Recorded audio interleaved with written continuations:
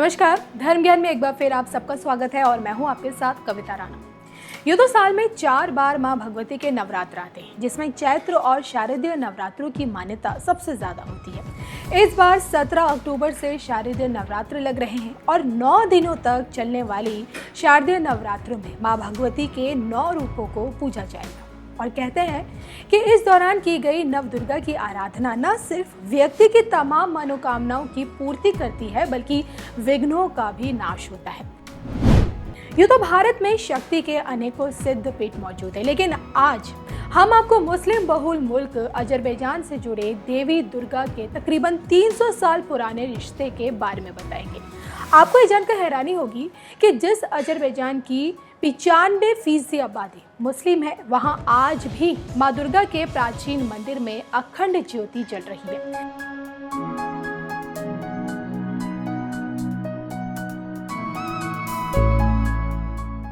तो पिछले 2 हफ्तों से आर्मेनिया और अजरबैजान के बीच जंग की आग भड़की हुई है।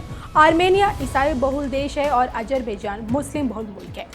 नागोर्नो काराबाग क्षेत्र को लेकर दोनों देशों के बीच चल रहे युद्ध को पूर्ण विराम तब मिला जब रूस ने इसमें दखल दिया। हालांकि अभी भी दोनों मुल्क एक दूसरे पर युद्ध विराम के उल्लंघन का आरोप लगा रहे हैं। अब इन सब के बीच अजरबैजान के सूराखानी में ना ही हिंदू श्रद्धालुओं की भीड़ कभी नजर आई, ना ही यहाँ की फिजाओं में शक्ति के जयकारे गूंजे। फिर भी अजरबैजान की इस धरती से देवी दुर्गा का हमेशा अटूट रिश्ता रहा है, जिसे आज दुनिया टेम्पल ऑफ फायर के नाम से जानती है। अजरबैजान की सरजमीन पर मौजूद देवी दुर्गा का ये वो प्राचीन मंदिर है जिसकी नींव भारतीय व्यापारियों ने रखी थी। इतिहासकारों की माने तो देवी दुर्गा के इस प्राचीन मंदिर की स्थापना बुद्ध देव नामक एक शख्स ने की थी, जो हरियाणा के मादजा गांव के रहने वाले थे।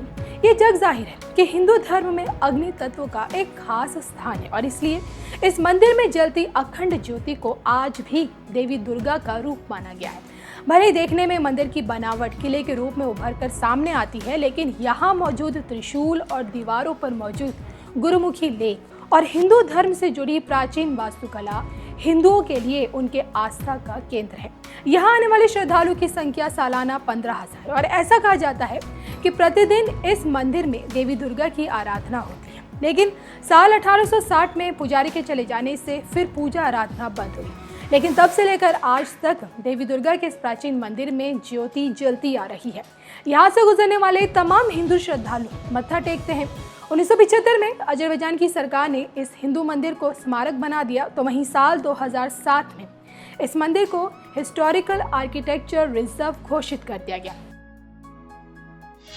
ऐसा नहीं है कि अजरबैजान की धरती पर सिर्फ एक ही हिंदू मंदिर है। राजधानी बाकू में भगवान गणेश की आतिशदाह मंदिर मौजूद है, जहां के दर्शन देश के पूर्व विदेश मंत्री सुषमा स्वराज ने भी किए थे। तो अजरबैजान के सरजमीन पर मौजूद हिंदू मंदिरों की मौजूदगी से आप इस बात का अंदाजा लगा सकते हैं कि हिंदू धर्म सैकड़ों वर्ष पुराना है और विश्व भर में फैला हुआ है।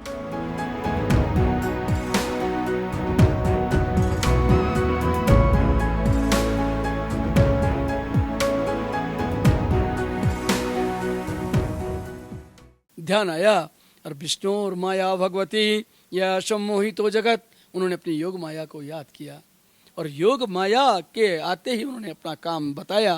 वो एक बच्चे के रूप में बदल गए। जब शिव जी के जाने के बाद उनकी पत्नी पार्वती आगे से गुजरी, उनकी ठोकर जो है भगवान पर लग गई और भगवान चिल्लाए, अरे बाप रे, इस अंधेरे में ये बच्चा कौन सा है? तो बच्चे को गोद पे ले लिया। शिव जी ने पूछा, रात खुल रही है, जल्दी स्नान करो, चलना है। कहा एक बच्चा है यहाँ पे। बोले बच्चा यहाँ कहाँ से आया? देखे, देखते ही पहचान गए भगवान। अरे उन्होंने कहा तो साक्षात पर ब्रह्म है, लेकिन बच्चे के रूप में क्यों आए? अरे कहा इस बच्चे को छोड़ दो, अरे वापस चलो यहाँ से, गड़बड़ होने वाली है। बच्चे ने माता का आंचल पकड़ लिया। अब क्या करती पार्वती? पूछा क्यों छोड़ दो?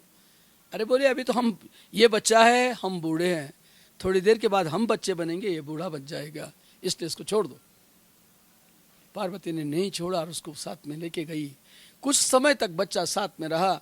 एक दिन माता ने पूछ लिया, पुत्र तुम्हें क्या चाहिए? उन्होंने कहा केदार दे दो। कौ शब्द का अर्थ होता है पानी। समझा बच्चा पानी मांगता है तो लो पानी। और जैसे ही पानी देने को ही भगवान के जो हाथ थे दोनों खुल गए, नीचे ज्योतिर्लिंग था, सारा पानी उसमें गिरता चला गया। थोड़ी देर में ऐसा लगा कैलाश हिलने लगा, तो शिव भगवान शंकर जी ने आंखें खोल दी, सामने देखा भगवान नारायण के हाथ से पानी गिर रहा है और पार्वती पानी डालती जा रही है। तो सीधे उठ करके आए और भगवान के चरणों में गिर पड़े। हे नारायण, ये तो माता स्त्री है, यह आपकी माया से मोहित हो गई, इसलिए इसे पता नहीं चल रहा आप कौन है, आप अपना दिव्य रूप दिखाओ। तो भगवान शंकर जी की प्रार्थना से मुग्ध होकर के प्रभु ने अपना चतुर्भुज रूप दिखा दिया। लिखा है कि शैलाधिराज तनया न तयो न तस्तो, पर्वतराज हिमालय की पुत्री पार्वती न तयो न तस्तो, न चल सकी न रुक सकी, वैसे स्तब्ध हो गई। तो भगवान ने उनके हाथ खोल दिए, कहा माता, सबसे बड़ा स्थान जानते हो किसका होता दुनिया में? माँ का होता है। माँ से बढ़ के दूसरा स्थान नहीं। मैंने तो आपको खाली अपने स्वार्थ के लिए ऐसा रूप बनाया। ऐसा है, आने वाले कलयुग की मुक्ति के लिए मेरे पास कोई साधन नहीं था, इसलिए मुझे बच्चा बनना पड़ा। और ऐसा है, मेरे हाथ से निकलने वाला जो जल है, इसने 4 भाग किए तुम्हारे ज्योतिर्लिंग के। ये पूरा का पूरा जो केदार क्षेत्र है, केदार खंड में बदलेगा। खंड मीन्स टुकड़े, ये 4 टुकड़ों में बट जाएगा। मेरे शरीर को धो करके जो जल निकला श्याम वर्ण का, वो यमुनोत्री कहलाएगा। आगे चल के मेरी पत्नी बनेगी। मेरे चरणों को धोने वाले गंगा जी सदा मेरे पांव में निवास करती है। ये भूभाग एक टुकड़ा उनका होगा, जिसे लोग गंगोत्री कहेंगे। माता पिता पांव में नहीं रहते, सर पे रहते हैं। आप हमसे ऊपर रहो, ये भाग केदार कहलाएगा। आज भी 11,500 फीट की ऊंचाई पे केदार है, और आप बैठे हैं 10,000 फीट पे, ये बद्रीनाथ है। और जो बाकी का छोटा पीछे का हिस्सा है, इस पे मैं आने वाले कलयुग के लिए तप करूंगा। देखिए मेरा हाथ, देखिए ये है केदार, ठीक उसके पीछे आप बैठे हैं बद्रीनाथ। ये लेफ्ट हैंड में यमुनोत्री है, राइट हैंड में गंगोत्री है। ये चारों को मिल करके केदार खंड हुआ, इसे कहते हैं ज्योतिर्लिंग। ये है भगवान शिव जी का तो है, लेकिन अब परमात्मा उन्हीं की ही जगह पे तप करने के लिए बैठे। जब वे तप में बैठे तो 63 कोटि देवता, लिखा है माने 33 करोड़ के करीब देवता जो थे, सारे अतल वितल सुतल तलातल रसातल महातल पाताल से, भूलोक भुवलोक सुवलोक महलोक जनलोक तपलोक सत्यलोक से सभी लोग यहाँ आ गए देवता उनकी तपस्या को देखने के लिए।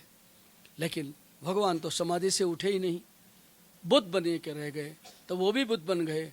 अब उनके ऊपर से पानी पड़े, बर्फ पड़े, धूप पड़े, सब पड़ता गया।